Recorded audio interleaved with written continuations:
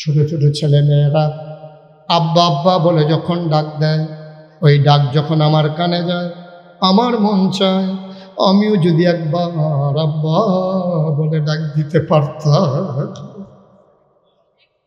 বাবা নাই, ডাক দিতে পারি না রে ভাই। মানুষ যখন দোয়া চায়, গাল বেয়ে বেয়ে টপ টপ করে পানি পড়ে। আহারে বাপ, আহারে বাবা, আহারে বাবা, তোমরা এমনই ভাগ্যবান, এত সুন্দর করে কবরস্থান বানাইছো। আব্বা আম্মা দাদা দাদি পাশে শুয়াইয়া তুমি আজকে মাহফিলে বৈশা গেছো। তুমি মাহফিলের ওজন বুঝো নাই, বুঝছে তারা। তোমরা যারা জীবিত, তোমরা মাহফিলের ওজন বুঝো নাই। কবরে যারা আছে তারা বুঝছে, তারা আজকে কবরে নাই।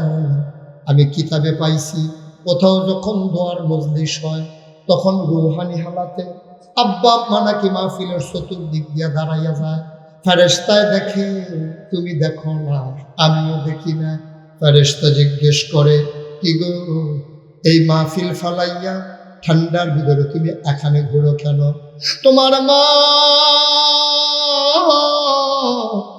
তোমরা যারা কবরে শোয়াইছো, ফেরেশতার লগে তোমার মায় ডাক দেয়া কয়, ও ফেরেশতা, ও ফেরেশতা, আমারে তারাই দিও না রে ফেরেশতা। নাগাই শরীফের সাবুজুরে আইছে, আমার ফুতেও বৃষ্টির ভিতরে মাহফিলও গেছে। এখন বিলে হুজুরে দোয়া করবো রে। আমি হুজুরের দোয়া নিতে পাইছি, আমি আমার ফুতের দোয়া নিতে পাইছি। আমি দোয়া লইয়া গিয়ে দেখতাম স্যার, আমার কবর জান্নাত হইছে নি। তোমার মা দাঁড়াইয়া দাঁড়াইয়া কান্দে, তোমার আব্বা দাঁড়াইয়া দাঁড়াইয়া কান্দে। আজকে সবাই মিলে দোয়া করে যাব, একটা লোক উঠে যাবা না, নড়বা না। আমার তো আব্বা নাই, আমারও আব্বা নাই। যখন কেউ বাবার জন্য দোয়া চায়, আমার তখন আব্বার কথা মনে পড়ে। আমার যখন 11 বছর বয়স, তখন আমার আব্বা দুনিয়া থেকে বিদায় হয়েছে। মাঝে মাঝে আব্বার কথা বেশি মনে পড়লে মাহফিল শেষ করে আমি ডাগাইছি আব্বার কবরের কাছে গিয়া বসে। মাঝরাত, পিন পতন, নিস্তব্ধতা, কেউ জানা নাই। পাখিগুলো আপন নীড়ে ঘুমিয়ে পড়েছে, গরুগুলো গোয়াল ঘরে ঘুমায়, বেওয়ারিশ কুকুরগুলো নিরাপদ আশ্রয়ে ঘুমায়, প্রিয়তম স্বামী প্রিয়তম স্ত্রীকে নিয়ে ঘুমায়, ছোট্ট শিশু মায়ের বুকে মুখ রেখে ঘুমায়। কেউ জানা নাই, আমি আর আমার আল্লাহ। আমি বাবার কবরের পাশে বসে গুনগুন করে বাবার লগে কথা কই। আমি আব্বারে ডাক দেই, আব্বা, ও আব্বা, আব্বা, আমারে চিনছেন আপনি আব্বা?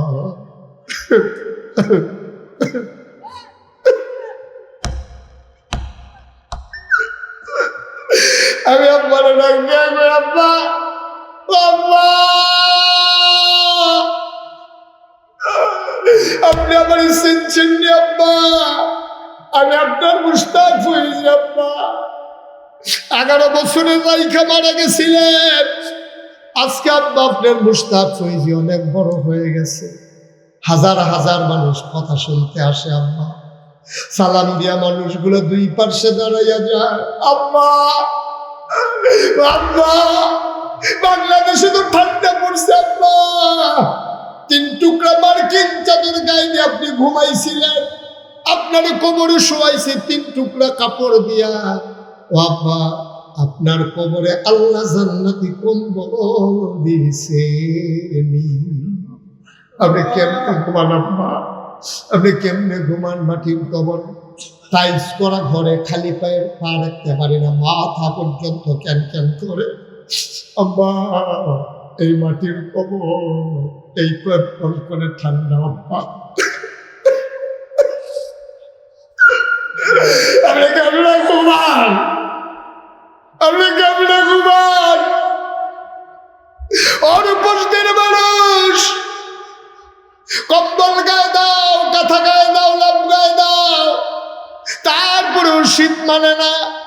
আব্বা রেখে যাবা জমিন চাষ করে খাও, আব্বার উঠানো ঘরে ঘুমাও। আব্বার এমনি ভুইলা গেলারে মানুষ। এমনে ভুইলা গেলা, কেমনে রে কেমনে তুমি এমনে ভুইলা গেলা? আব্বা তোমার লাগে কি করে না? তুমি যখন ছোট্ট ছিলা, বাবা বাজারের ব্যাগ নিলে তুমি বুঝতা বাবা বাজারে যায়, তুমি গিয়ে আঙ্গুলে ধরে ধরে কাঁদতা। তুমি বাবার সাথে বাজারে যেতে চাও, বাবা চকলেট কিনে দেবে, বিস্কিট কিনে দেবে।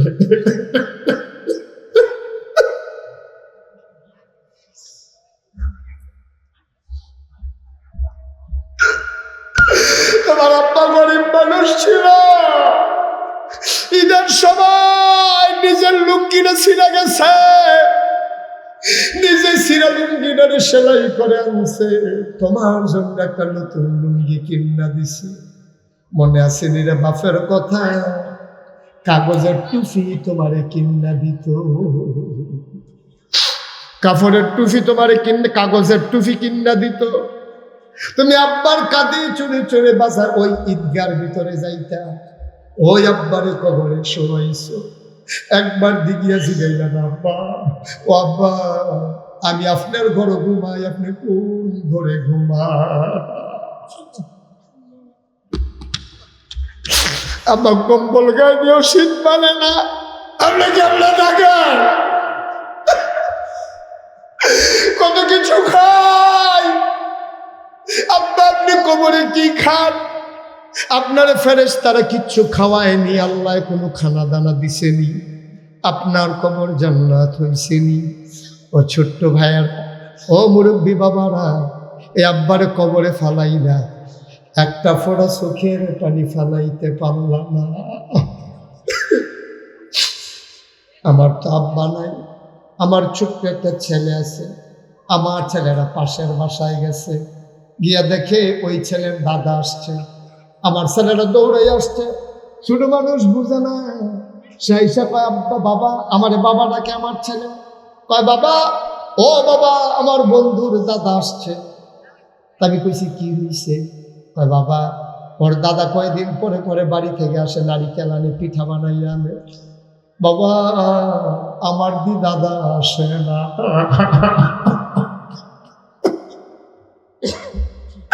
আমার বন্ধুর দাদা আসে, আমার দাদা আসে না কেন? আমার দাদা কই?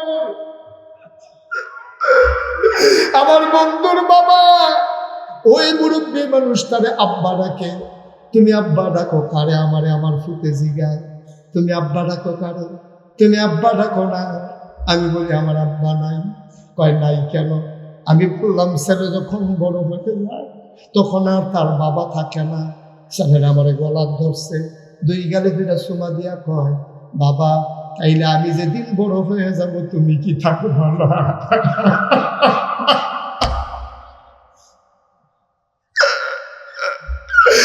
আমি যেদিন বড় হয়ে যাব তুমি কি থাকবা না?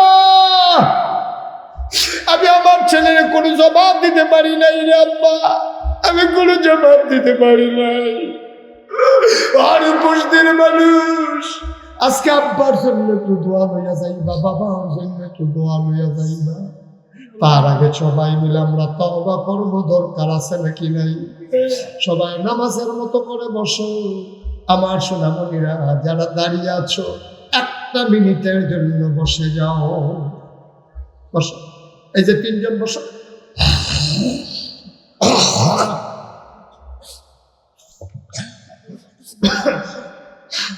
আমি বুঝাইয়া বলতে পারি নাই না? এখন আমরা তওবা করবো, সবাইরে বসতে বলছি। ওই যে বাসার কাছে তোমরা যারা আছো বসো, বসো, 1 মিনিটের জন্য বসো। সবাই মিলে আমরা দোয়া করব। আল্লাহ আল্লাহ। একটা লোকও যাবেন না।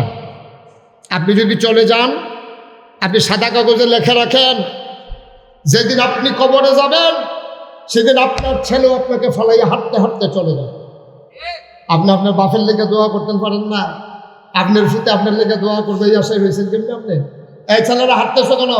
তাড়াতাড়ি বসো, নামাজের মতো বসে। একটা দুটো বের হবেন না, বরঞ্চ যারা বাইরে আছেন দৌড়ে আসেন। আব্বা আম্মার জন্য দোয়া হবে, এই মাহফিল সাজানো হয়েছে আব্বা আম্মার জন্য। সবাই আমার সাথে তওবা করেন, সবাই মিলে আমরা তওবা করি। সবাই মাথাটা ঝুঁকাই দেন, সবাই আমার সাথে পড়েন। আউযু বিল্লাহি মিনাশ শাইতানির রাজীম। বিসমিল্লাহির রহমানির রহিম। আস্তাগফিরুল্লাহ রব্বি মিন কুল্লি যামবিন ওয়া আতুবু ইলাইহি লা হাওলা ওয়ালা কুওয়াতা ইল্লা বিল্লাহিল আলিয়্যিল আযীম। হে আল্লাহ, হে আল্লাহ, হে আল্লাহ, ইচ্ছায় অনিচ্ছায় প্রকাশ্যে গোপনে শয়তানের কুমন্ত্রণায় পড়ে, নফসের তাড়নায় পড়ে জীবনে যত গুনাহ করেছি, কবিরা সগীরা শিরক বিদআত সমস্ত গুনাহ থেকে খালেস অন্তরে তওবা করতেছি। হে আল্লাহ, হে আল্লাহ, হে আল্লাহ, আমার তওবা কবুল করে নাও, আমার গুনাহ মাফ করে দাও। আশহাদু আল্লা ইলাহা ইল্লাল্লাহু ওয়াহদাহু লা শারীকা লাহু ওয়া আশহাদু আন্না সাইয়্যিদানা মাওলানা মুহাম্মাদান আবদুহু ওয়া রাসূলুহু সাল্লাল্লাহু আলাইহি ওয়াসাল্লাম। আমিন, আমিন, আমিন। ভাইরা, আপনারা জানেন মুশতাক ফয়েজি, দেখবেন যেটা লেখা থাকে পীর সাহেব। আমি নিজের কথা কখনো বলতে পছন্দ করি না, এটা আমার অভ্যাস নয়। কোরআনের কথা, হাদিসের কথা, নবীজির জীবনের কথা বলতে বলতেই তো সময় চলে যায়, নিজের কথা বলা পছন্দ করি না। কিন্তু আমি কেমনে পীর সাহেব হইলাম, আমার নামের সাথে পীর সাহেব কেন, আপনারা হয়তো অনেকেই জানেন না। আমার দাদা ছিলেন ফুরফুরা সিলসিলার একজন বড় পীর, উনি অত্যন্ত বুজুর্গ ব্যক্তি ছিলেন। আমার দাদা, আমার আব্বা দাদার এন্তেকালে 13 বছর আগে মারা গেছে। দাদার 13 বছর আগে আব্বা মারা গেছে। 85 সালে আব্বা মারা গেছে, দাদা মারা গেছে 98 সালে। আমি দাদার হাতেই মানুষ হয়েছি, লেখাপড়া করেছি, দাদাই করাইছে। 96 সালে যখন আমি কামিল পাস করি, কামিল পাস করার পরে আমার দাদা আমার খবর দিয়ে বাড়িতে আনছে। আমার আত্মীয় স্বজন, দরবারের ভক্ত মুরিদ, খলিফা, মুআল্লিম, গ্রামবাসী, আত্মীয় সবাই ডাকাইছে। ডাকে যাই না, দাদা বলতেছে যে আজকে থেকে আমার তো বয়স হইতেছে, কোন সময় মরে যাই। আমার আব্বার নাম ছিল ফয়েজ আহমদ। তা আমি তো স্বপ্ন দেখতাম আমার ফয়েজ আহমদ আমার পরে দরবারের দায়িত্ব পালন করবে। তো ফয়েজ আহমদ আমারে ফালাইয়া চলে গেল, তেতো নাই। আমারও বর্তমানে আমার পরে দায়িত্ব পালন করবে আমার আদরের নাতি মুশতাক ফয়েজ। আমার নাম বলে ফেলবো সবার সামনে। আমার একজন বড় ভাই আছে, আপন ভাই। 3 জন চাচা আছে, আমার আব্বা চাচা, তারা 4 জন।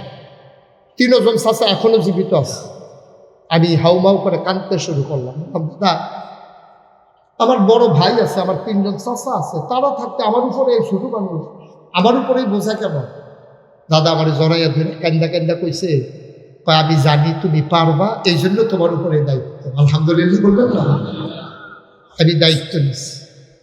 কিন্তু বাংলাদেশে পিরানি বলতে যা বোঝায়, আপনারা যা দেখতেছেন সমাজে, এটা অত্যন্ত দুঃখজনক।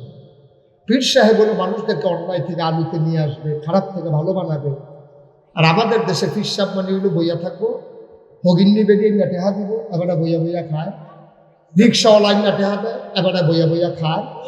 খাইতে খাইতে খাইতে খাইতে মনে হয় তোমার 5-6 জন বইয়া রয়েছে, আসলে আর কি ঠিক নেই, কথাটা ঠিক নেই।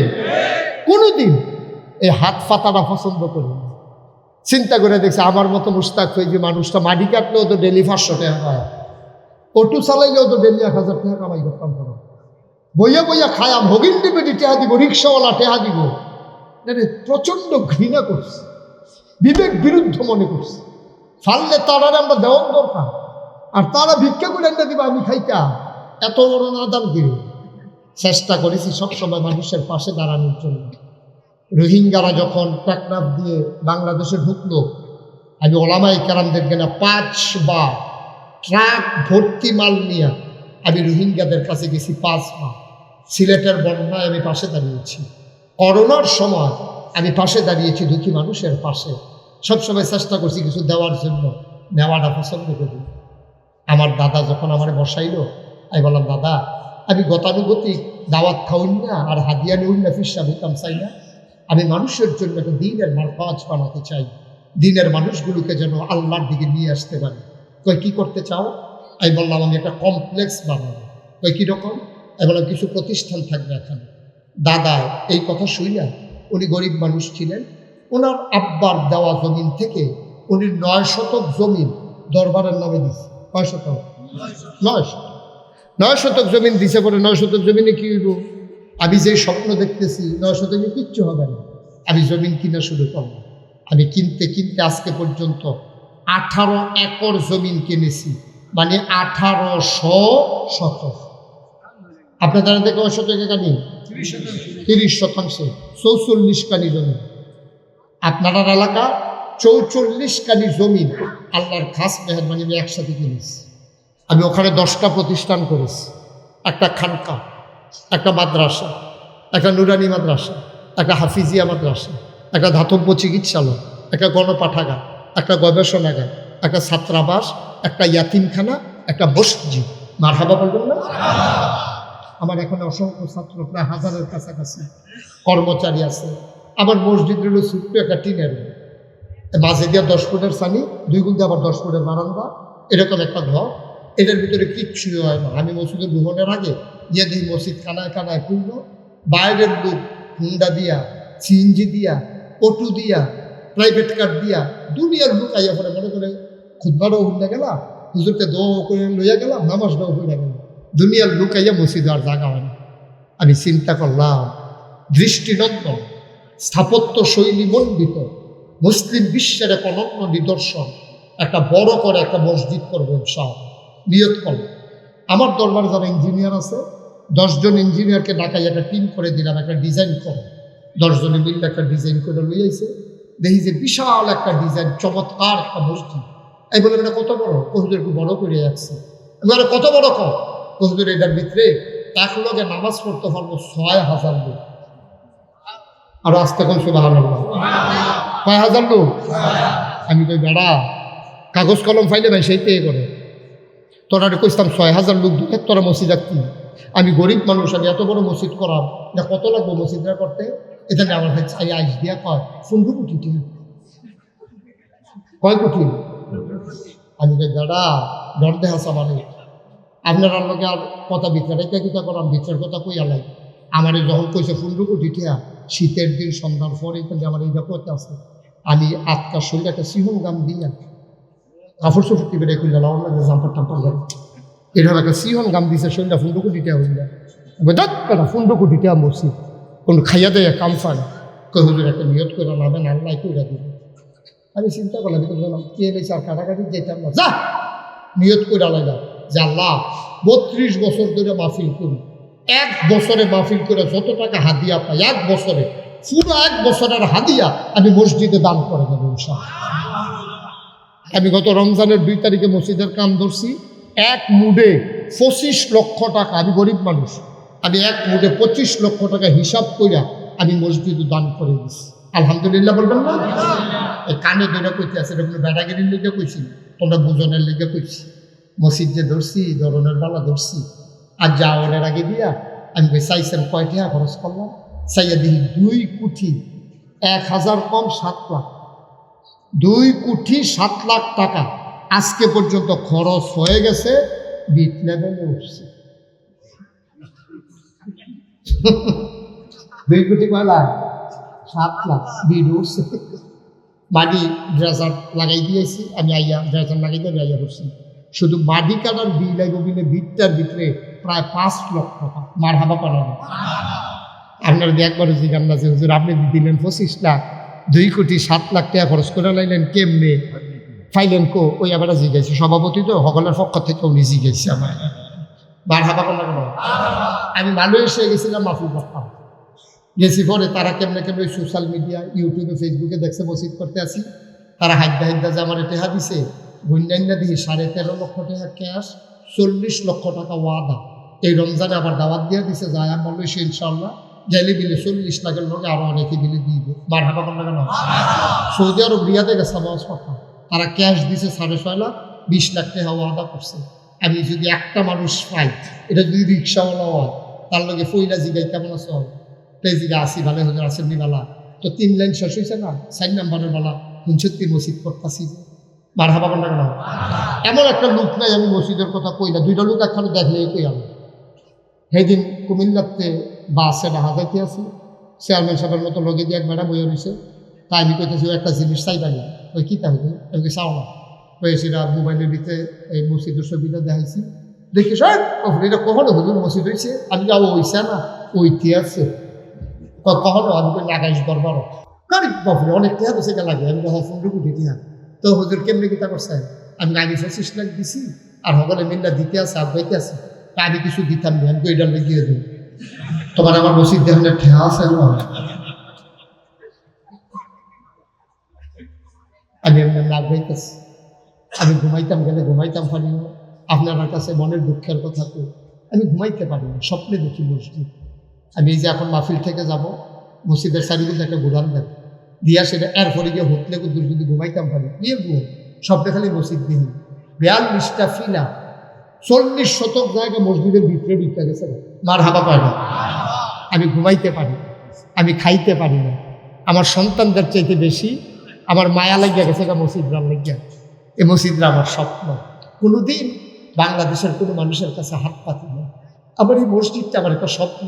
আমি মাঝে মাঝে কান দিয়ে একা একা বসে বসে আল্লাহ আমি যে এত কোনো মসজিদ শুরু করলাম, আমি শুধু বইটা চাই, তো আমার ছেলে মেয়েরা তো মানুষ এত মানুষ ছিলেন, তো এটা নিকেম নাকি তা করবো, আল্লাহ দয়া করে আমার এই হায়াত দিও যেন আমি মসজিদরা কইরা এর ফলে যেন মরতাম পারি, আমিন কইতেন না, আমি আল্লাহর কাছে একটা দরখাস্ত দিয়ে আনছি, ওইও আমি যেখানে যাই এখানে কিন্তু রাত্রা বাড়াই, আমার মসজিদ বলে আমার লাগে, আল্লাহ মানে অনেক দিচ্ছে, আল্লাহ মানে অনেক দিচ্ছে।